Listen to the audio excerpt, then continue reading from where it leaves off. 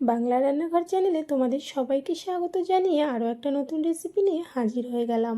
আজকে আমি তোমাদের সঙ্গে কাঁচা আমের প্লাস্টিক চাটনি রেসিপি শেয়ার করব। এই চাটনিটা দেখতে কিন্তু ভীষণ ভালো লাগে আর খেতেও ভীষণ মজার। তৈরি হয়ে যায় খুব তাড়াতাড়ি। ঝটপট করে বানাতে চাইলে এই চাটনিটা বানিয়ে নিতে পারো, বেশ ভালো হয় খেতে। পুরো রেসিপিটা দেখো, আশা করছি তোমাদের রেসিপিটা ভালো লাগবে। তাহলে চলো রেসিপি শুরু করা যাক। কাঁচা আমের প্লাস্টিক চাটনি করব, তার জন্য সবার প্রথমে আমার লাগবে কাঁচা আম। এখানে আমি দুটো কাঁচা আমকে ভালো করে ধুয়ে নিয়ে নিয়েছি। এবার আমগুলো চোচা ছাড়িয়ে নিচ্ছি। আর এই আমটাতে একটু দাগ ছিল, যেই জায়গাটা আমি কেটে বাদ দিয়ে দিলাম। এদিকে দুটো আমেরই চোচা ছাড়ানো হয়ে গেছে। এবার আমগুলো যেহেতু এখনও নরম, মানে বীজটা শক্ত হয়নি, তাই খুব সহজেই মাঝ বরাবর কেটে নেওয়া যায়। মাঝ বরাবর কেটে তার মাঝখান থেকে আরও একটা কাট দিয়ে এরকম ছোট ছোট টুকরোতে কেটে নিয়েছি। সঙ্গে একটা কাঁচা লঙ্কাও কেটে নিলাম। এইবার চাটনি তৈরির জন্য একটা কড়াই বসিয়ে নিয়েছি। এর মধ্যে খুবই অল্প পরিমাণ সর্ষের তেল গরম করে নিয়েছি। এর মধ্যে একটা শুকনো লঙ্কা ফোড়নে দিয়ে দিয়েছি।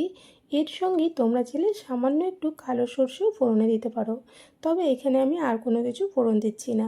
এর মধ্যে দিয়ে দিয়েছি কয়েকটা কাজু বাদাম, মাঝখান থেকে ফাটিয়ে নিয়েছি। এবার কাজু বাদামগুলোকে হালকা একটু ভেজে নিলাম।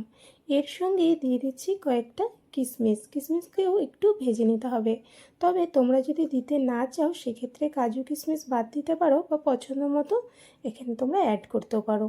এবার এগুলোকে একটু ভেজে নিয়েছি। ভেজে নিয়ে এর মধ্যে আমি 1 কাপ দিয়ে দিলাম জল।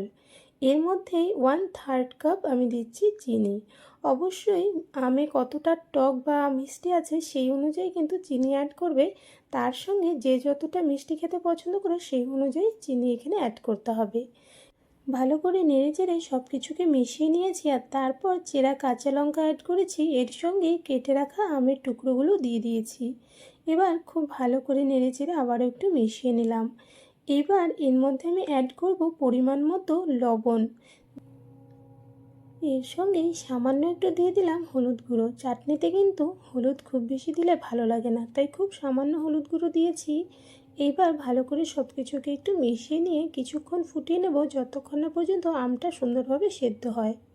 এইদিকে দেখো, আম কিন্তু বেশ সুন্দরভাবে সেদ্ধ হয়ে গেছে আর শিরাটাও বেশ অনেকটা কমে এসেছে। এইবার এর মধ্যে আমি দিয়ে দিয়েছি অল্প একটু রক সল্ট। এটা দিলে কিন্তু এর টেস্টটা বেশ ভালো হয়, তাই থাকলে অবশ্যই অল্প অ্যাড করবে। এবার ভালো করে হালকা হাতে নেড়েচেড়ে নিতে হবে। আমগুলো যেহেতু সেদ্ধ হয়ে গেছে, খুব নরম আছে, তাই হালকাভাবে একটু নেড়েচেড়ে দিয়েছি। আরও 1 মিনিটের মতো জাল করে আমি নামিয়ে নেব। চাটনিটা কিন্তু একদম রেডি হয়ে গেছে। দেখো আমি নামিয়ে নিচ্ছি, দেখতে কতটা সুন্দর হয়েছে। বিয়েবাড়ির স্টাইলে কাঁচা আমের প্লাস্টিক চাটনি কিন্তু একদম রেডি হয়ে গেছে। রেসিপিটা কেমন লাগলো অবশ্যই কিন্তু কমেন্টসে জানিও। ভালো লাগলে লাইক শেয়ার করো, আর এই চ্যানেলে নতুন হয়ে থাকলে চ্যানেলটা সাবস্ক্রাইব করে আমার পাশে থেকো এইরকমই নতুন নতুন রেসিপি ভিডিওর আপডেট সবার প্রথমে পাওয়ার জন্য। কাঁচা আমের এই চাটনিটা রেডি হয়ে যাওয়ার পর আমি একটা বাটিতে উঠিয়ে নিলাম। আর এখন দেখো দেখতে কতটা ভালো লাগছে। ঝটপট তৈরি হয়ে যাওয়া এই চাটনি রেসিপিটা অবশ্যই তোমরা একবার বানিয়ে দেখো। আশা করছি রেসিপিটা ভালো লাগবে। আর এইরকমই আরও একটা নতুন রেসিপি ভিডিও নিয়ে তোমাদের সঙ্গে আবারও দেখা হবে। আজকের জন্য বাই বাই।